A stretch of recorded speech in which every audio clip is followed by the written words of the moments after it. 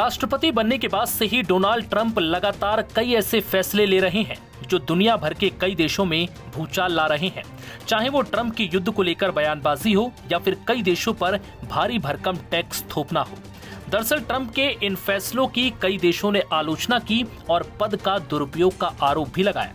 बावजूद इसके Donald Trump का टैरिफ बम लगातार फूट रहा है।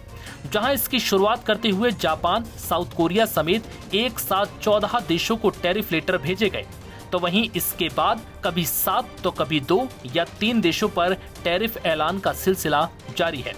दरअसल ट्रंप ने अभी तक सबसे ज्यादा 50% का टैरिफ ब्राजील पर ठोका है, तो हाल ही में उन्होंने मेक्सिको और यूरोपियन यूनियन पर भी 30% का टैरिफ लगाने का ऐलान किया।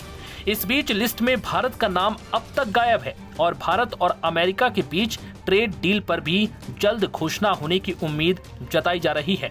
दरअसल ट्रंप के सबसे हालिया टैरिफ ऐलान में मेक्सिको, यूरोपियन यूनियन शामिल है। बीते सप्ताह शनिवार को अमेरिका ने दोनों पर 30% टैरिफ लगाने की घोषणा की और ये अगले महीने की पहली तारीख पर यानी 1 अगस्त से लागू हो जाएगा। खास बात यह है कि 27 सदस्य यूरोपियन यूनियन भी अमेरिका के एक साथ ट्रेड डील पर बातचीत के दौर में है और इसके ऐलान से पहले ही टैरिफ बम फूटने से ट्रेड वॉर की आशंका बढ़ गई है।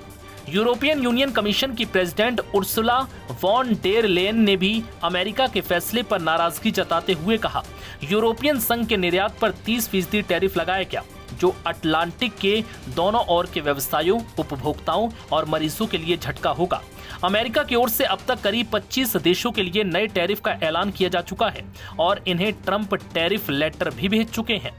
इन लेटर्स में उन पर लगाए गए टैरिफ के साथ ही इसके पीछे के कारणों के बारे में भी बताया गया।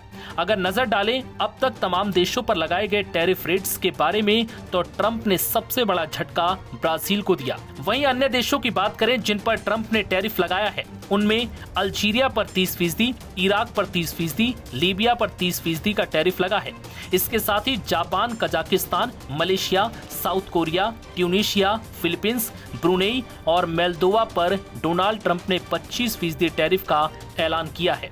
एक और जहां ट्रंप की ओर से तमाम देशों की टैरिफ लिस्ट शेयर कर दी गई, तो वहीं अब तक भारत का नाम इसमें शामिल नहीं किया गया। दरअसल इसके पीछे कारण यह है कि भारत अमेरिका के बीच अभी ट्रेड डील फाइनल नहीं हो पाई।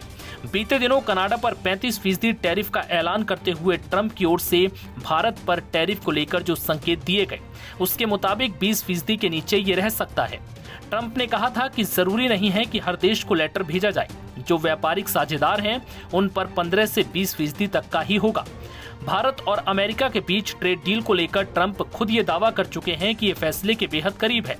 हालांकि एग्रीकल्चर और डेयरी सेक्टर पर बात अटकने के कारण इस पर मुहर नहीं लग सकी। नव भारत टाइम्स की रिपोर्ट।